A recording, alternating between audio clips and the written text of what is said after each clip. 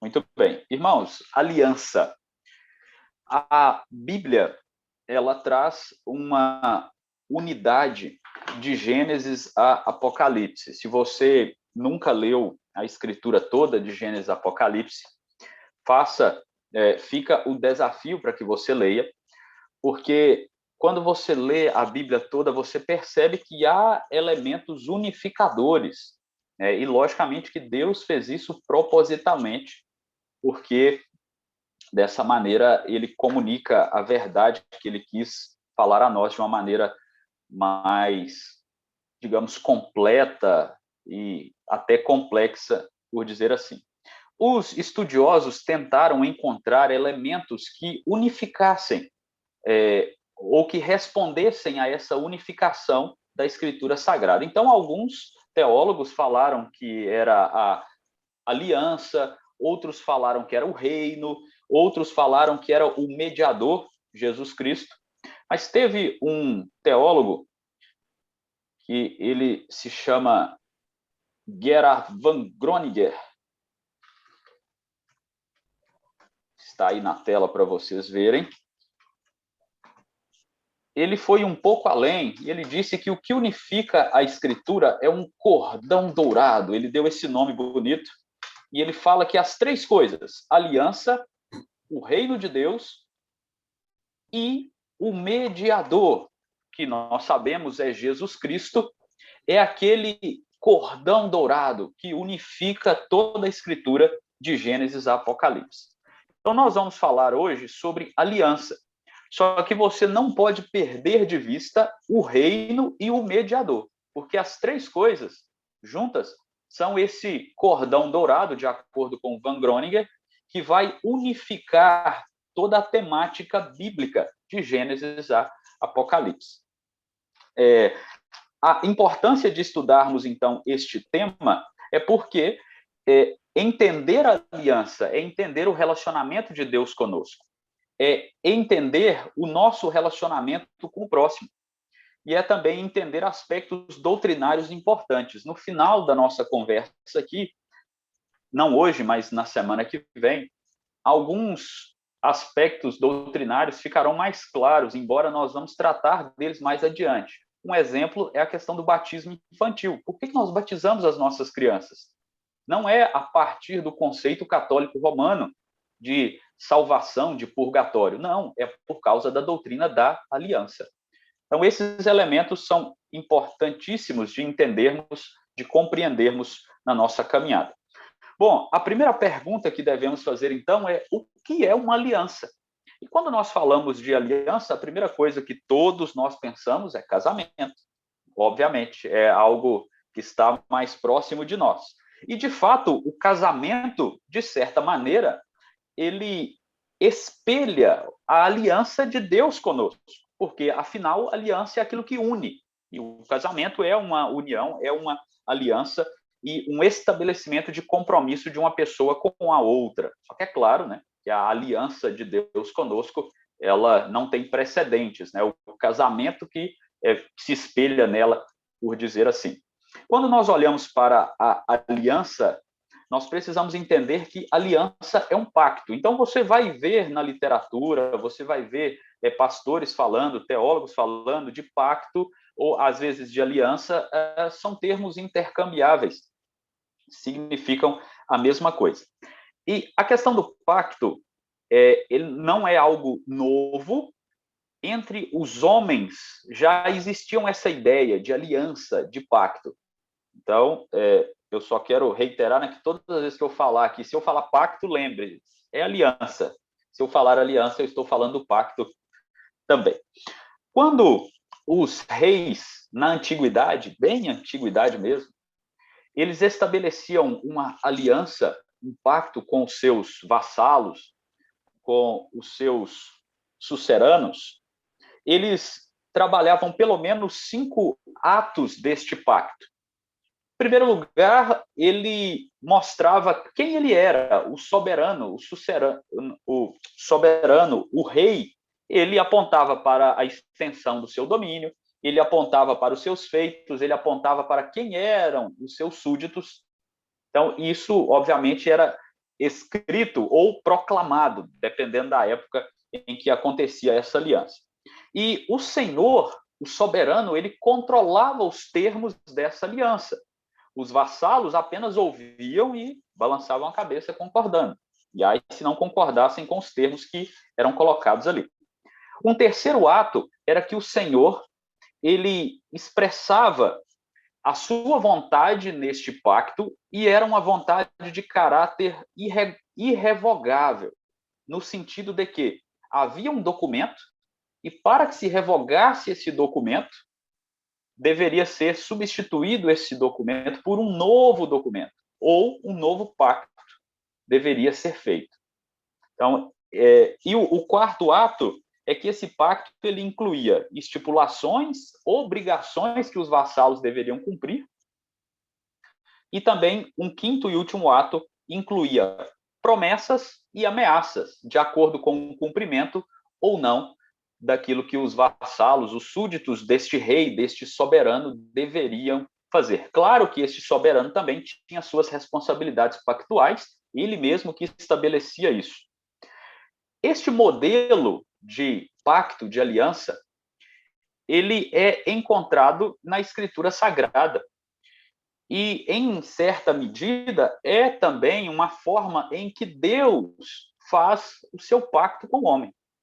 Deus, ele mostra quem ele é, ele que estabelece os termos do pacto. A gente vai ler alguns textos aqui hoje que exemplificam essa questão melhor. Deus estipula aquilo que os seus súditos, os seus servos devem fazer. Deus determina promessas, ameaças, maldições e bênçãos. Você encontra isso com o povo, por exemplo, caminhando rumo à terra prometida. Aquela lista de bênçãos, aquela lista de maldições, se o povo obedecesse ou não. Então, isso faz parte também do pacto. A gente deve falar deste pacto mais adiante, na próxima semana. Mas o fato é que a aliança entre Deus e os homens não tem precedentes como se outras nações fizessem pacto com seus deuses. Isso não existe na literatura pagã. Existe relações pactuais entre os homens, como eu acabei de mencionar para vocês aqui. Mas relação pactual de Deus com homens somente do nosso Deus, o Yahvé, o Senhor de Israel. Somente ele estabelece e deixa escrito, registrado, termos pactuais para com os homens. E não sei se vocês sabem, mas os povos pagãos, eles tinham a ideia de que os deuses deles não tinham relacionamento com eles de comunhão. Pelo contrário, eles deveriam se relacionar com os seus deuses apenas para receber algo, para pedir algo, para apaziguar a ira desses deuses. Então, quando Deus ele estabelece pacto com o seu povo, isso é uma novidade, digamos assim, porque não existe nenhum outro Deus, falso Deus, é claro, né, que tenha registrado pactos dessa maneira. E embora o pacto de Deus com os homens carregue algumas similaridades, semelhanças com as estipulações pactuais entre os homens, o pacto de Deus com o homem ele é diferente, é claro, e muito diferente do pacto entre homens, entre um senhor, entre um rei e os seus servos ali no seu domínio. A aliança de Deus com os homens, ela tem um distintivo muito exclusivo. Ela é um pacto de sangue. E esse pacto de sangue, ele é administrado por Deus. Então, quando a gente fala de sangue, você já pensando no mediador e no reino, já começa a fazer as conexões. Porque a questão pactual, ela vai caminhar por toda a Escritura, até chegar em Cristo, aquele que derrama o seu sangue para cumprir, inclusive, aspectos pactuais para com Deus, para com o Pai. E a primeira vez que esse termo aparece na Escritura Sagrada é quando Deus faz aliança com Noé. Vamos abrir lá em Gênesis, capítulo 9, verso 1 a 13. Gênesis capítulo 9, verso 1 a 13. Não vamos ler todo o texto, eu quero só destacar alguns versículos aqui. Eu mesmo farei a leitura para a gente ganhar tempo. Gênesis capítulo 9, verso 1 a 13. Abençoou Deus a Noé e seus filhos e disse: sede fecundos, multiplicai-vos e enchei a terra. Verso de número 4. 5, aliás. Certamente requererei o vosso sangue, o sangue da vossa vida, de todo animal requererei, como também da mão do homem. Sim, da mão do próximo, de cada um requererei a vida do homem. Se alguém derramar o sangue do homem, pelo homem se derramará o seu, porque Deus fez o homem segundo a sua imagem. Agora vamos para o verso 11. Verso 11. Estabeleço a minha aliança convosco. É a primeira vez que a palavra em si aparece no texto bíblico. Não será mais destruída toda a carne por águas de dilúvio, nem mais haverá dilúvio para destruir a terra. Disse Deus: este é o sinal da minha aliança que faço entre mim e vós, e entre todos os seres viventes que estão convosco, para perpétuas gerações. Porei nas nuvens o meu arco, este será por sinal da aliança entre mim e a terra. E aí, segue o texto e tal. Verso 17, disse Deus a Noé: este é o sinal da aliança estabelecida entre mim e toda a carne sobre a terra. Então, esse é o primeiro momento em que aparece a palavra. Só que na segunda metade da nossa conversa, nós vamos ver que não é por isso, isso não quer dizer, aliás, que a aliança não existia antes. Pelo contrário, a aliança, ela existe antes. Ela, na história, ela é marcada, estabelecida com Adão. É a primeira aliança, a aliança da criação, que nós falaremos logo a seguir. Mas é interessante aqui, porque depois que Deus destrói, né, toda a carne sobre a terra, ficou só Noé e sua família sobre toda a face da terra. Então Deus renova a sua aliança com o homem.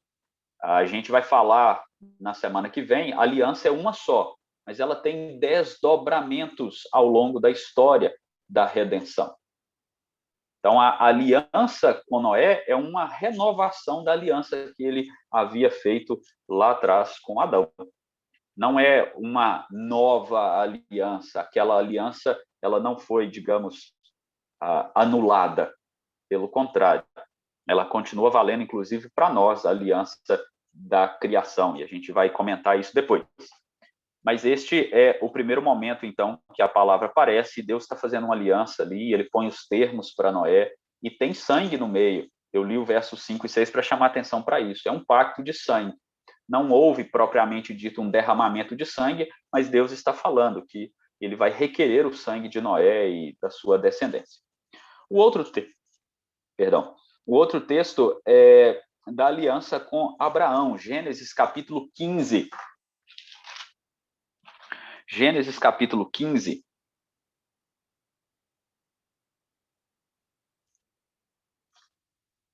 Esse texto a gente vai ter que ler ele todo. É do verso 1 ao 18. O Anderson, você pode ler para a gente? Gênesis 15. 1 a 18.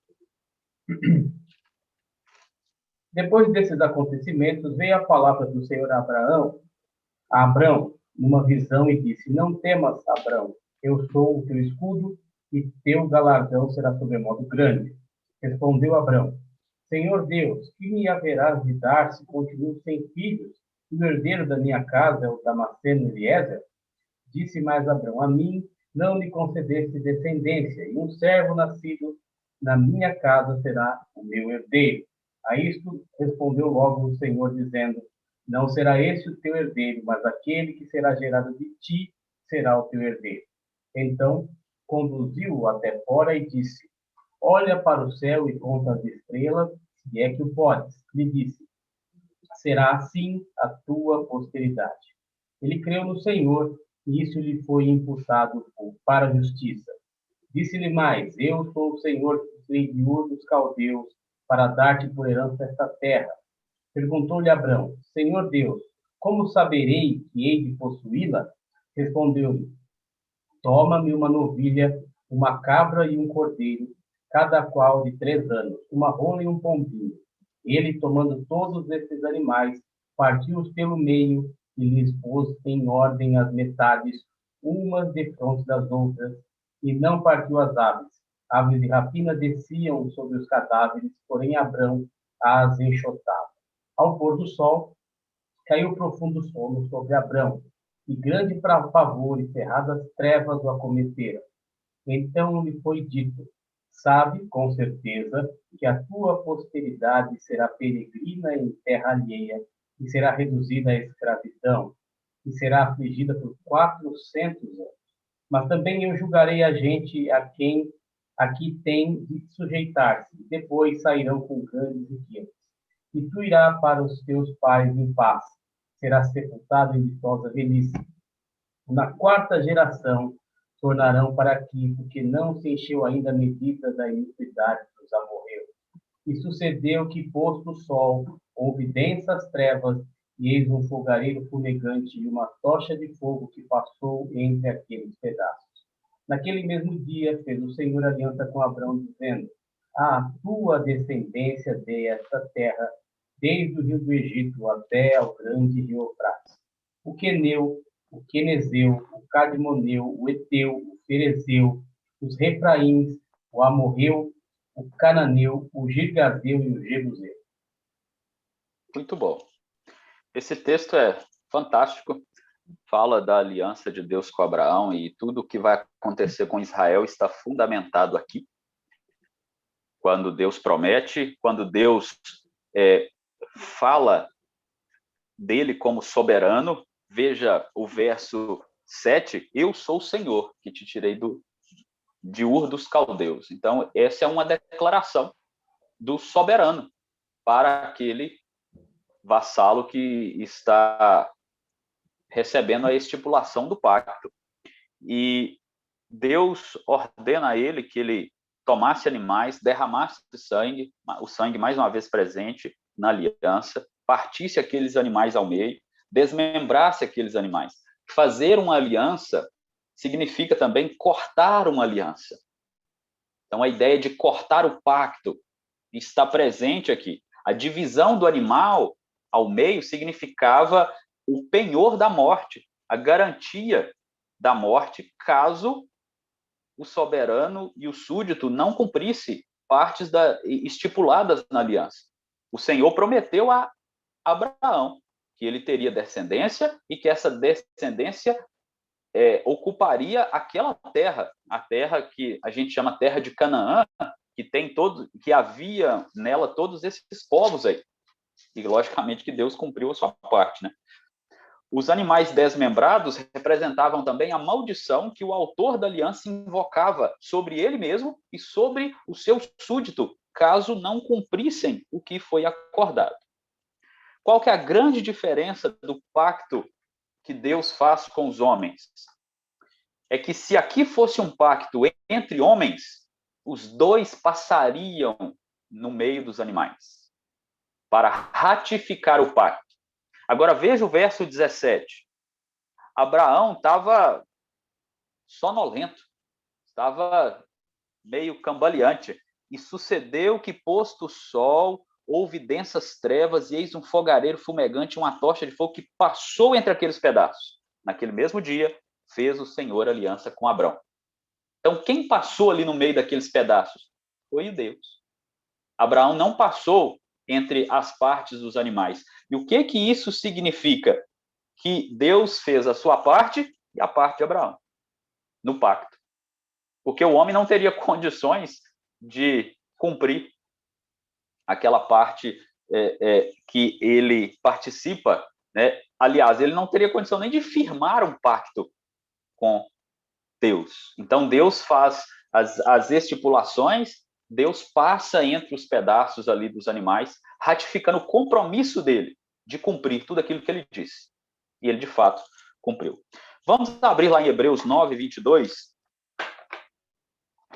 para que possamos exemplificar com o texto bíblico. Eu vou pedir o outro Anderson, o Anderson da Lívia, que leia para nós. Com efeito, quase todas as coisas, segundo a lei, se purificam com sangue, e sem derramamento de sangue não há remissão. Isso. Então, eu quero destacar aqui que o derramamento de sangue na aliança, ele é importante, porque ele é o único meio de trazer livramento das obrigações da aliança. Pense comigo. Qual é o homem que consegue cumprir as exigências pactuais de Deus? Deixa eu te dar um exemplo de exigência pactual de Deus, os 10 mandamentos. Qual é o homem que consegue cumprir pelo menos um desses mandamentos sem que caia em nenhum tipo de transgressão durante toda a sua vida? Ninguém. Homem nenhum. Né? Então, quando Deus ele faz o pacto, ele mesmo se compromete em cumprir as estipulações pactuais. Agora, ligue os fatos. O que Jesus disse que ele veio fazer? Eu vim cumprir a lei. Jesus não veio abolir a lei, ele falou isso. Por que ele veio cumprir a lei? Porque ele veio cumprir a nossa parte no pacto, na aliança. Deus ele fez aliança com os homens. E os homens não dão conta de cumprir essa aliança. E quem vem para cumprir é Cristo. E para que se cumpra a aliança, você precisa derramar sangue. Aí Jesus morre na cruz. E aí nós estamos livres da condenação, da penalidade estipulada na aliança. É por isso que a dimensão da salvação em Cristo Jesus é algo muito mais abrangente, às vezes, do que a gente pensa. A salvação em Cristo Jesus, ela não está só naquele momento no Calvário, ela tem a ver com o que está acontecendo lá com Adão, com Eva e com toda a humanidade nessa caminhada redentora. E uma última questão, antes de nós pararmos para perguntas e comentários, é que Deus ele tem plano, ele tem métodos específicos de administrar o seu reino, que é cósmico, é todo o universo. E Deus, ele está envolvido diretamente com essa administração do seu reino. Só que ele decidiu, ele escolheu envolver a humanidade nisso. E é aí que nós temos a aliança. A gente vai falar daqui a pouquinho sobre a aliança da criação com Adão. Então, Deus, ele decidiu incluir toda a humanidade na aliança, pela sua livre graça e misericórdia. Então, é por isso que nós temos aliança na Bíblia, é por isso que nós temos pacto, é por isso que nós temos estipulações de Deus com os homens. E a aliança é o que rege a vida do reino. Os súditos, eles vivem firmados nas condições pactuais da aliança. E a nós, né, aqueles que são crentes, a obediência está garantida por causa daquele que cumpriu as estipulações que nós não demos conta de cumprir. E é por isso que nós somos salvos por graça, não por aquilo que nós podemos fazer. Essa é uma breve introdução, vamos parar aqui. Se alguém quiser falar, fique à vontade, faça uso da palavra. Então, eu dizia sobre a fidelidade de Deus no cumprimento da promessa, né? E a gente viu nesse texto que nós vemos aqui em Gênesis 15, né? Quando ele fala ali no verso 16, né? Na quarta geração tornarão para aqui, né? Falando com relação ao tempo que o povo haveria de estar fora, né? E ele coloca aqui, porque não se encheu ainda a medida da iniquidade dos amorreus, né? E interessante que a gente vai ver esse preenchimento da medida do cálice dos amorreus 600 anos lá para frente, lá em Números 21, a gente vai ver a narrativa disso, né? Nesse momento em que acontece, então, o despojamento dos amorreus ali, em Números 21, e a gente vê a longanimidade do Senhor e como os planos dele são eternos e efetivamente se cumprem, né? Depois de 600 anos, a gente vê acontecendo o que estava sendo dito aqui quando o Senhor firmava uma aliança, aliás, um dos trechos mais solenes da palavra do Senhor, em que Deus, de uma maneira única aqui, se coloca em aliança com toda a humanidade através de Abraão. Né? Verdade, Anderson. Isso é muito interessante, porque quando Deus estabelece alguma coisa, né, ele fala, vou fazer, pode esperar que vai. Então, quando nós olhamos para a Escritura, tudo aquilo que ele prometeu, se não se cumpriu ainda, vai se cumprir com toda certeza. Irmão, Oi, Anderson. Eu tenho uma dúvida em Manda aí. referência à questão da descendência, né, humana. Uma vez questionário, eu não soube dizer. Quando veio o dilúvio, né, aí veio uma outra descendência, no caso, seria outra descendência, né, descendência de Noé. Então, a questão relacionada do pacto, você falou aí da renovação do pacto, né? E a questão da descendência, nós somos, então, descendentes de Noé ou de Adão? Considerando Noé, a perspectiva da aliança também. Tanto da perspectiva de descendência mesmo, como da aliança, nós somos descendentes de Adão. Embora a aliança tenha sido renovada com Noé, a aliança que foi quebrada, que faz com que Jesus Cristo venha para morrer na cruz, foi a aliança com Adão. E, inclusive, Romanos faz paralelos entre Adão e Cristo.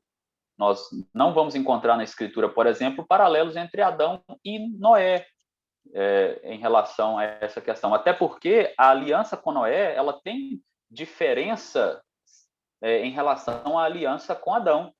Porque, veja bem, a gente vai falar daqui a pouco aqui mais, mas a aliança com Noé ela é diferente porque Deus destruiu toda a criação e vai começar novamente, e essa aliança é para Noé, para sua descendência, e é uma aliança com a terra, inclusive, por isso o sinal está aí até hoje, o arco-íris, para mostrar que Deus não vai destruir a terra com água mais, porque ele fez essa aliança com a terra, esse compromisso com a terra. Então, enquanto você estiver vendo aí arco-íris no céu, fica tranquilo, e dilúvio não vem. Vai vir fogo, mas dilúvio não.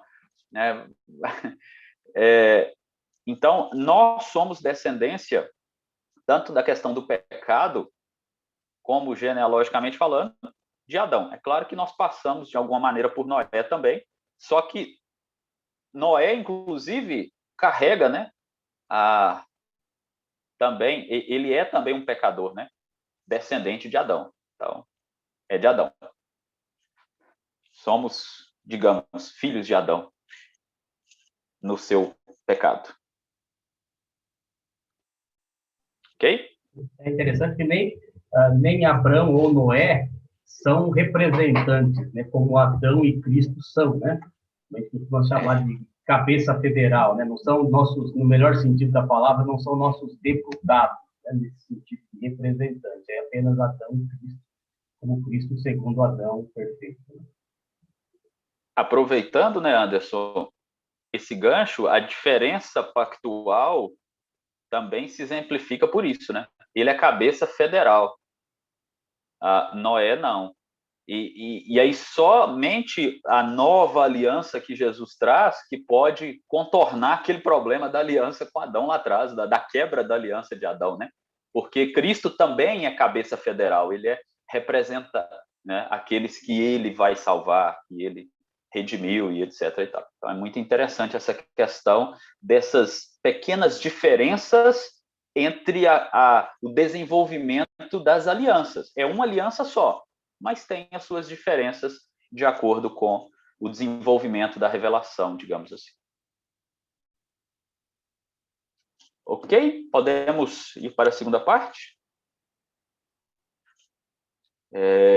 Mauro, deixa aberto Oséias, capítulo 6, verso 7 para nós aí, que daqui a pouquinho você vai ler para a gente, por favor. Oséias 6, 7. Vamos falar, então, da aliança da criação. Nós temos a aliança da criação, a aliança da redenção.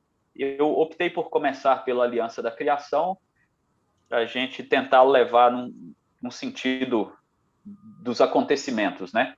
A aliança da redenção ela é eterna, só que ela tem o seu desenvolvimento na história depois da aliança da criação. Alguns teólogos têm dificuldade de entender a questão de aliança antes de Noé, como eu já disse, né, a palavra aparece lá em Noé e tal, enfim. Só que é fato que o próprio ato de Deus criar já estabelece aliança. Por quê? Porque ele é o soberano, porque ele é o Senhor. E toda a criação é serva, é dependente dele. Então, por si só, a criação ela já traz um conceito pactual, porque porque Deus é Senhor, Senhor Criador. E o texto de Oséias 6, que o Mauro vai ler agora, joga por terra a ideia de que a aliança não existia antes de Noé. Pode ler, por favor, Mauro. Oséias 6, 7. Mas eles transgrediram a aliança, como Adão. Eles se portaram aleivosamente contra mim. Muito bem, olha o texto. Transgrediram a aliança como Adão. E aí alguns tentam dar uma mudada no texto aqui, mas não tem jeito. O texto é esse lá no hebraico e tal. É isso mesmo. O que Oséias está falando, o que Deus está falando por meio de Oséias é que o povo de Israel tinha transgredido a aliança assim como Adão lá atrás transgrediu. Então, a aliança da criação, ela é feita com Adão. E como nós já falamos, Adão é um representante pactual. É por isso que quando Adão peca, todos nós também estamos na fileira de pecadores, por causa de Adão e por nossa própria causa, porque também nós somos pecadores. Então, Deus ele estabelece essa aliança com os representantes, Adão e Eva, mas Adão é o cabeça federal mesmo, né?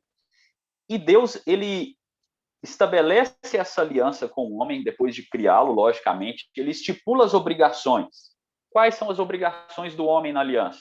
Basicamente, podemos resumir em duas categorias. Ele deveria cuidar do que foi criado, do jardim, dos animais, de tudo que estava ali criado, ele deveria cuidar, ele deveria gerenciar. Então, o homem já foi colocado como vice-regente da criação.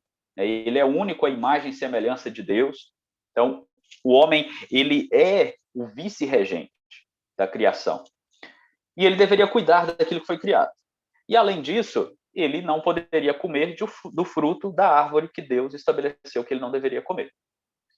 E aí, observe que toda a humanidade, então, passa a participar deste pacto porque Adão ele é representante. Adão quebra essa aliança, como nós sabemos, e ele atrai sobre si e sobre aqueles que ele está representando, isto é, toda a humanidade, as maldições daquela aliança, as maldições daquele pacto. Vamos ler dois textos em Gênesis. Simone vai ler para nós Gênesis capítulo 1, verso 27 a 30.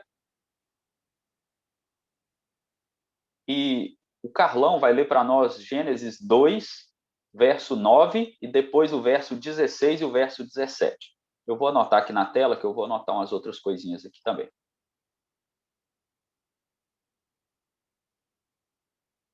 O primeiro texto é Gênesis 1, 27 a 30. O segundo texto é Gênesis 2, 9, depois o versículo 16 e 17. Simone, pode ler para nós.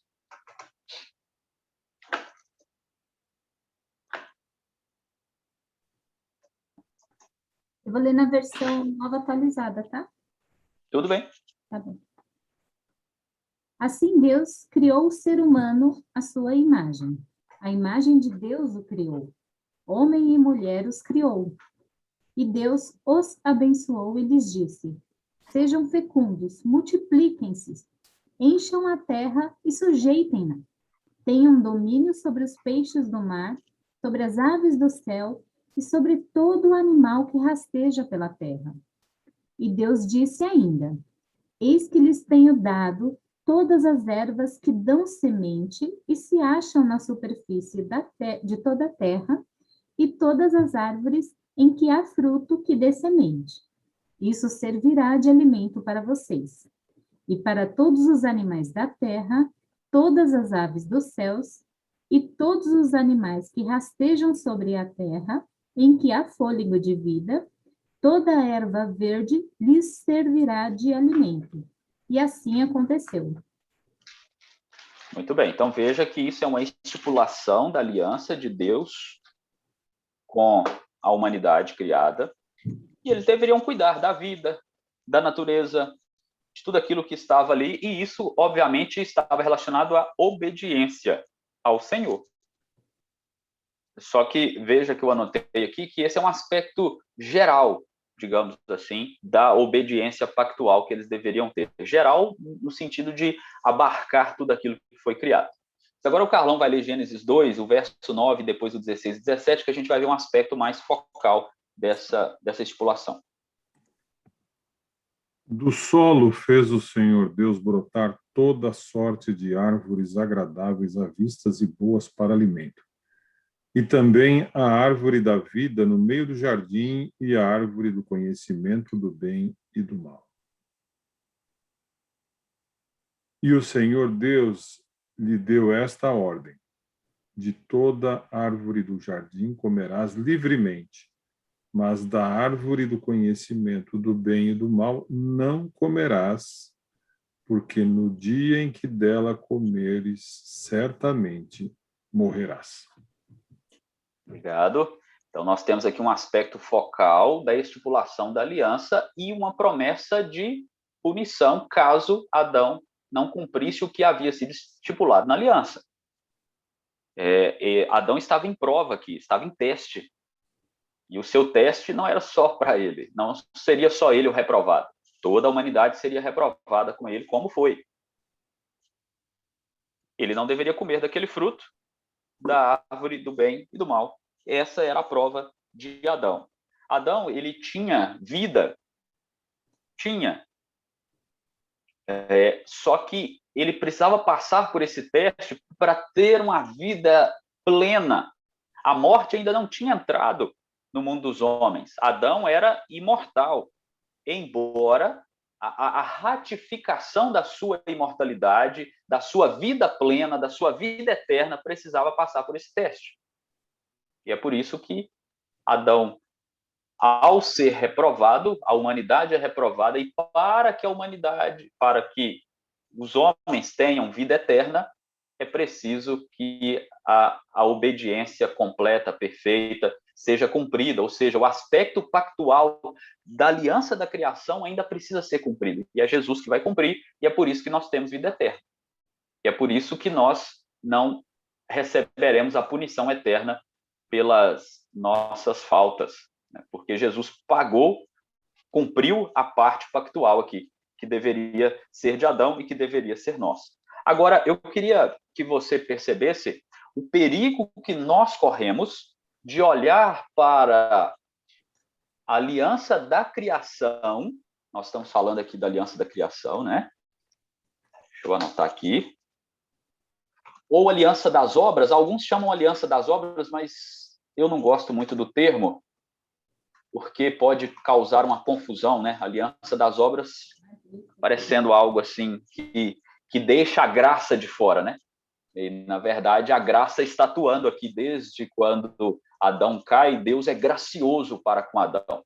Eu sei que existe uma dicotomia na cabeça, às vezes, das pessoas, de que o Antigo Testamento é lei e o Novo Testamento é graça. Não, na verdade, lei e graça estão lá desde o Antigo Testamento, e lei e graça estão no Novo Testamento também. Então, por isso, às vezes, é melhor falar aliança da criação, que a gente já se remete logo a Adão e Eva, e eu acho que é mais tranquilo.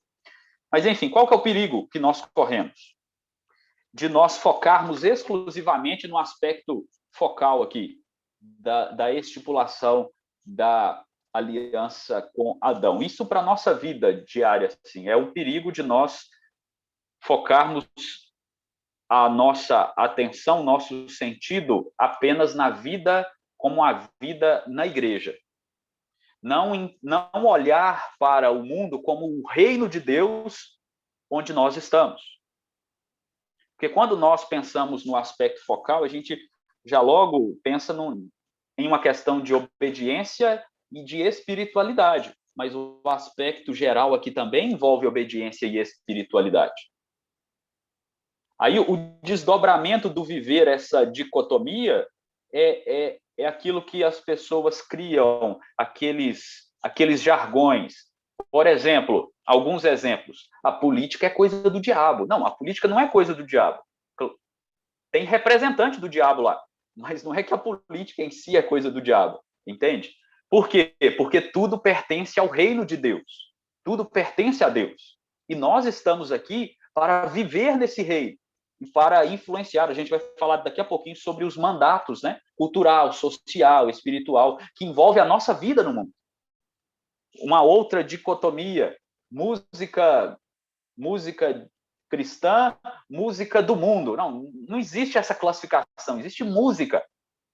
Existe música boa, existe música ruim, existe a música que glorifica a Deus, existe música que não glorifica, mas essas polarizações,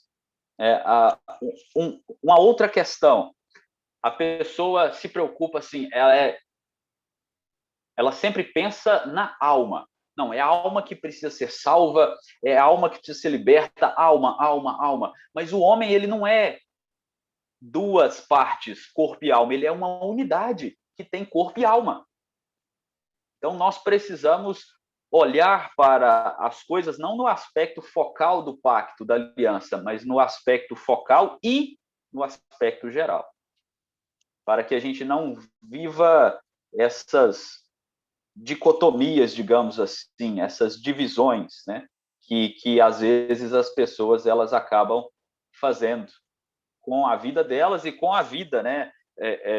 Diária também. Pessoas que acham que a vida cristã é ir na igreja no domingo e na semana ela não precisa viver como um crente, ela não precisa dar testemunho, ela não precisa evangelizar, ela não precisa orar ao Senhor e etc e tal. Eu estou dando exemplos aqui que parecem absurdos, mas que são reais, tá? Porque esse entendimento de que há uma vida privada com Deus e há uma vida fora sem Deus, isso não existe, né? O que existe é a vida toda para Deus, porque nós estamos nessa aliança com Deus também. Antes de passar para os mandatos, eu tenho perguntas aqui, tem gente levantando a mão, vamos lá, vamos voltar aqui, eu passo para os mandatos é rapidinho. Primeiro chat aqui, podemos considerar uma única aliança, porém em vários momentos, porque se diz Cristo, nova aliança? Duas perguntas da nossa irmã Eliana aqui. A primeira pergunta, Eliana, podemos considerar uma única aliança, porém em vários momentos? Podemos sim, se você entender momentos como os desdobramentos do relacionamento de Deus com o homem ao longo da revelação, ao longo do progresso da revelação, não há dificuldade. É importante lembrar que é uma aliança só, a aliança de Deus com os homens. Nós vamos falar mais sobre isso na semana que vem. Agora, Cristo, nova aliança, é semana que vem também. Essa aí não vou contar hoje, não. Semana que vem a gente conversa sobre essa questão da nova aliança. Alguém levantou a mão aí? Ou eu estou enganado? Não, fui eu, mas foi para te alertar da pergunta do chat. Ah, obrigado. Obrigado. Valeu. Então, vamos passar aqui para aquilo que nós chamamos de mandatos. É claro que essa questão dos mandatos não aparece na Escritura Sagrada, essa é uma terminologia didática para a gente estudar essa questão do nosso relacionamento pactual com Deus. Então, nós temos o mandato cultural, o mandato social e o mandato espiritual. Quem formulou principalmente essas três ideias foi aquele mesmo lá do início que eu falei, do cordão dourado, Gerhard van Groningen. Tá? Alguns outros teólogos juntam esses dois mandatos aqui, mandato cultural e mandato social, alguns entendem como a mesma coisa. Mas o importante é só a gente visualizar o que significa, porque é um recurso didático para a gente entender mais sobre a aliança. Tá? Bom, o mandato que nós chamamos de cultural, eles estão relacionados ao que a Simone leu em Gênesis 1, 27 a 30, a questão da regência, a questão do governo, a questão de governar sobre todas as formas de vida, supervisionar a criação. Essa responsabilidade foi colocada sobre nós. né? Os animais são inferiores, as plantas são inferiores, tudo está em relação aos humanos, né, debaixo do seu governo, excetuando os anjos, é claro. E esse governo, ele envolve trabalho. O aspecto cultural, ele envolve trabalhar. Quando Deus fala para Adão que do suor do rosto ele comerá e que agora, a partir de fadigas, que maldita é a terra, ela vai produzir abrolhos, ervas, cardos. Bom, Deus não está amaldiçoando o homem, ele está amaldiçoando a terra por causa do pecado do homem. E o trabalho ele já existia antes da queda. O que fez a queda foi tornar o trabalho penoso. É por isso que nós sofremos no trabalho. Por isso que trabalhar é trabalhoso. Desculpa a redundância. Mas a ideia é exatamente essa. Só que o trabalho, além de ser uma responsabilidade, ele é um privilégio real. Então, nós não deveríamos, pensando no mandato cultural, encarar o trabalho como algo, digamos, só de responsabilidade ou de dores. É dores por causa do pecado, não porque Deus criou o trabalho. O trabalho, ele é um privilégio que nós temos como vice-regentes na criação, da criação. Embora nós tenhamos a imagem e semelhança de Deus manchada por causa do pecado, esse governo que Deus deu aos homens, esse mandato, como a estipulação da aliança, ele não perdeu validade, ele continua valendo. Então, isso envolve artes, envolve música, envolve engenharia, medicina, educação, tudo que diz respeito ao desenvolvimento humano é mandato cultural, que envolve trabalho, e é importante para a glória de Deus e para edificação, para a bênção, né? Nós temos vacinas hoje porque alguém trabalhou, alguém estudou, alguém pesquisou, porque senão não teríamos, e isso faz parte do mandato. Lembre-se que esse mandato, os mandatos, aliás, eles são para toda a humanidade. Por quê? Porque o pacto foi feito com Adão, e ele representa toda a humanidade. O mandato social, ele é dado a Deus para que o homem tenha relacionamentos. E nós sabemos que ele os criou à sua imagem e semelhança, então eles têm ali um relacionamento com Deus e um relacionamento entre eles. Então, você tem a mulher com as suas estipulações, ela tinha o seu papel ali de ajudadora, de ser mãe, de cuidadora.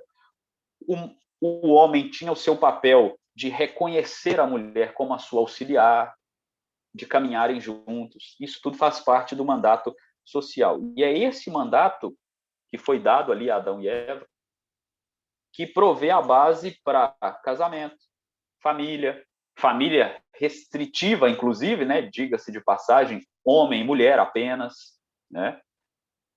E a questão da extensão da família também, né? Os filhos, os parentes, tudo mais, a questão de nação, a questão de comunidade, de clãs que vai se desenvolver bem com Israel posteriormente.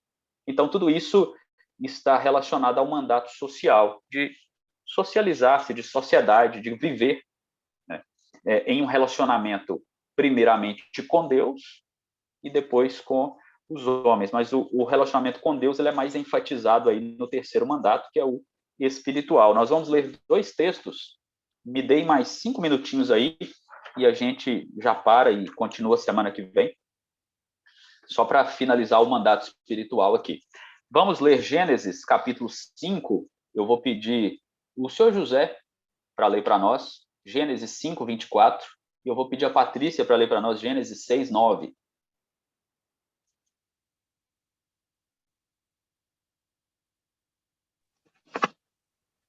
Capítulo 5. Isso, Gênesis 5, 24. Pode. E andou Enoque com Deus, e não apareceu mais, porquanto Deus para si o tomou. Isso. Agora Gênesis 6:9, Patrícia. Obrigado. Eis a história de Noé. Noé era homem justo e íntegro entre os seus contemporâneos. Noé andava com Deus. Obrigado. Uma característica particular do povo de Deus é andar com Deus. Nós andamos com Deus e Deus anda conosco. Agora eu quero que você perceba algo importante. Pela graça comum de Deus, é possível que os ímpios, aqueles que não creem em Deus, não creem em Cristo, exerçam um mandato social e cultural.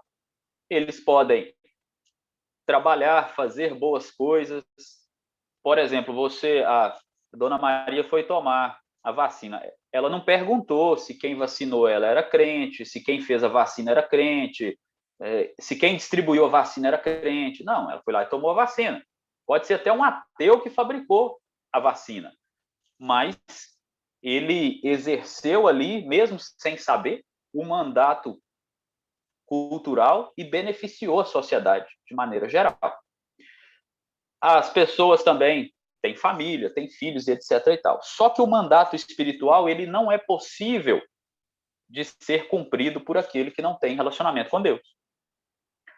Aquele que o ímpio ele pode até de maneira precária cumprir o mandamento social e cultural. Ele pode, mas o espiritual não, porque o espiritual diz respeito a andar com Deus. E andar com Deus é só os crentes que caminham com o Senhor.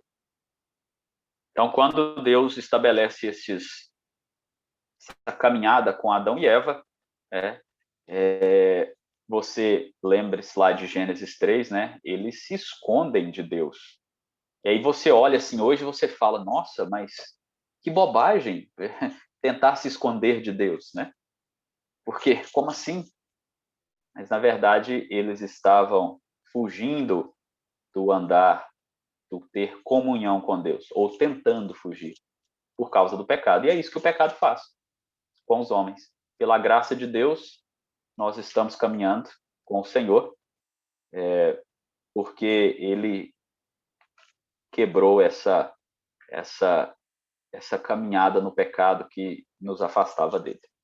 Eu vou parar por aqui, já deu o nosso horário, ficou só uma parte final aqui, mas aí a gente já emenda na Aliança da Redenção semana que vem. Se tiverem dúvidas, algo a falar, façam uso da palavra e aí a gente já vai encerrar. Só é bastante importante salientar quando a gente fala de uma aula sobre alianças, né? Porque predominantemente no cristianismo brasileiro, pode ser assim, existe uma visão, né, de que existem inúmeras alianças, né? E obviamente que a Bíblia descreve momentos diferentes e a gente chama até pelo nome as alianças, né? O Adão, a criação e tal. Mas uma questão importante é que quando a gente divide isso, né, como a gente vê acontecer na cristandade brasileira, né, em várias dispensações, em várias alianças, é como se a gente fizesse aquilo que você destacou, né, ao longo da aula, né, como se a gente fizesse uma divisão bem crítica, assim, com relação ao Deus do Antigo Testamento, ao Deus do Novo Testamento, e aí as pessoas, né, falam, não, eu estou sobre uma outra aliança, uma aliança de graça apenas, então tudo aquilo que vem antes dos evangelhos não se aplica a mim, isso já, eu não tenho mais jurídico, já caducou aqui, né? E não serve mais. Então, o grande perigo quando a gente não tem uma leitura correta dessa questão das alianças e da importância, né? Porque elas revelam o caráter do próprio Deus em relação ao trato dele com o seu povo, desde antes da fundação do mundo, né? Quando já estava no coração de Deus ali, do seu povo. É verdade, Anderson.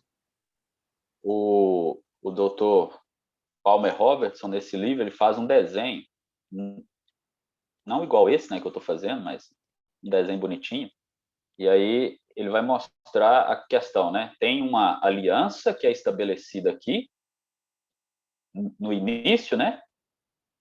E essa aliança, ela tem os seus desdobramentos, mas ela continua sendo uma aliança, a mesma aliança. E ela vai culminar em quem? Em Jesus Cristo aqui na frente.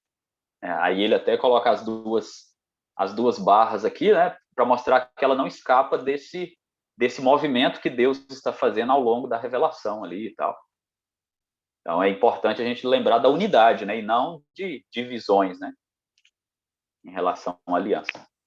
Eu com a visão de que, opa, falhou aqui, deixa eu fazer um outro repactuar, deixa eu fazer um outro plano aqui que esse não deu certo, né? Vamos corrigir, fazer outro plano, e outro plano, e outro plano, e aí fica bastante complicado. Quando a gente trabalha Exato. paralelamente a isso, a soberania de Deus. É verdade.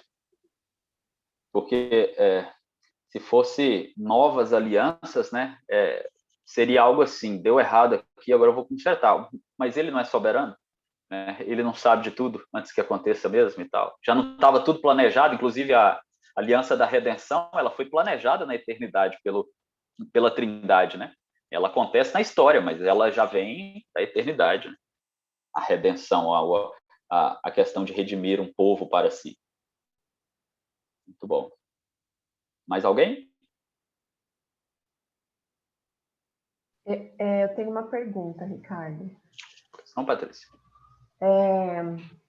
Como que a gente pode entender ou explicar, por exemplo, quando Deus criou Adão, ele tinha uma característica de perfeição, de ser um homem sem pecado, certo? Uhum. E como que ele pôde pecar se ele era perfeito, ou se ele era uma criação, uma característica muito boa? Então, e viu Deus que era muito bom, entendeu? Eu fico com essa dúvida. Essa questão ela é um dilema bem profundo, né? Porque, de fato, o homem foi criado bom, e muito bom, inclusive, né? Como diz o Senhor.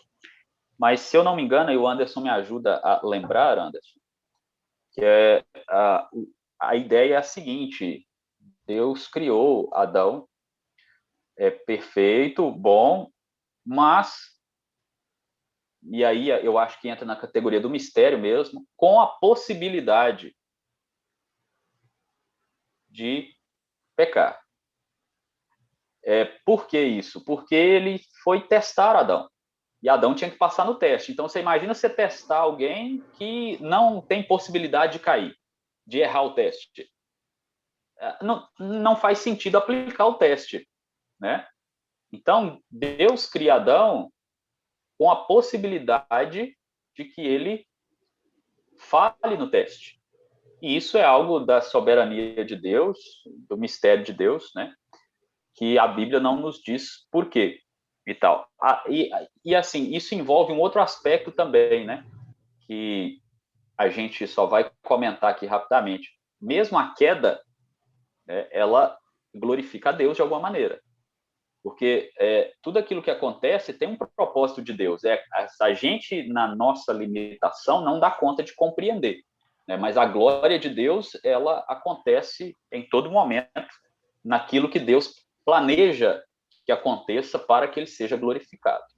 Então, se eu não me engano, é nesse sentido, Patrícia, de que Adão ele é criado bom, perfeito, porém com essa possibilidade de falhar no teste que virá diante dele. Inclusive, ele falha. Eu acho que essa Comentei na última aula, né? Comentei na última aula sobre isso, né? Diferente de nós, Adão podia não pecar, não é? Obviamente, ele não era perfeito como Deus é perfeito, senão não precisaria ser testado, não cairia. O grande mistério também é que o plano da criação e da redenção estava estipulado por Deus ali que Adão seria testado e que falharia no teste. Né? E esse é um mistério para nós que a gente não tem como descortinar. É muito difícil, impossível para nós dentro da nossa compreensão. O que nós podemos afirmar à luz da palavra do Senhor é que os planos dele são perfeitos e os planos dele são melhores, muito melhores que os nossos, ou infinitamente melhores do que os nossos. Né? Não, os homens, o Adão criado não foi criado perfeito, assim como os anjos também não foram criados perfeitos, né? Já visto, a gente tem a questão dos anjos que caíram, né, no pecado também. Mas essa questão do pecado em nós, né, que eu disse na última aula, um comentário rápido, diferente de nós, Adão tinha a possibilidade de não pecar. Nós não temos mais essa possibilidade de efetivamente não pecar. Até por herança mesmo e pelos nossos próprios atos provados. E aí uma questão que a gente precisa se lembrar é que, assim, acho que o Anderson já até comentou, né? Estava tudo no plano de Deus, no decreto de Deus. Não é que Deus, nossa, Adão caiu lá. E agora? O que a gente vai fazer agora? Né? Fomos surpreendidos pela queda de Adão. A gente criou ele e a gente sabia que ele ia passar no teste. Não foi assim. Deus já sabia que Adão cairia. E mesmo assim ele decidiu testar Adão dentro do seu plano soberano. Né? Então é importante a gente não perder de vista, nesses aspectos mais misteriosos da fé, a soberania e a glória de Deus nisso tudo. Porque ele não é pego de surpresa, ele sabe tudo que vai acontecer e ele planejou tudo. Tanto que o plano da redenção ele é na eternidade. Né? O Filho já havia determinado que o Filho viria na eternidade. A consumação é na história. Né? Mas já estava tudo planejado na eternidade. Então é algo que, assim, a gente não pode perder de vista a soberania de Deus nesses aspectos e ele não ser pego de surpresa com nada que está acontecendo no jardim ali. É igual quando ele chama Adão e Eva, né? Lógico que ele sabia onde que Adão e Eva estavam, mas ele queria que Adão e Eva falassem, né? Então, um aspecto didático ali de Deus. Ficou claro, Patrícia? Ficou assim, obrigada. O mistério continua, viu? Não tem jeito isso aí. A resposta que você deu da questão da soberania de Deus, que é do plano, e que mesmo sendo uma coisa ruim, vai glorificar a Deus, eu já imaginava. Mas talvez eu acho que ele vai ter uma resposta um pouquinho mais além do que isso, só de curiosidade. Isso aí, os teólogos estão debatendo isso desde mais de 2000 anos atrás, e tem livros e mais livros sobre isso, mas é sempre na conjectura, né? Porque naquilo que a Bíblia não deixa claro, a gente pode só supor, imaginar, tentar, sei lá, conjecturar alguma coisa, né? Então, nesse aspecto, para nós, não tem como ter mais uma pontinha, não, de entendimento nesses casos, não, tá? Tá bom, obrigada. Nada. Muito bem. Vamos orar, irmãos. Eu queria pedir ao presbítero Pedro que fizesse uma oração de encerramento desse momento. Nossa.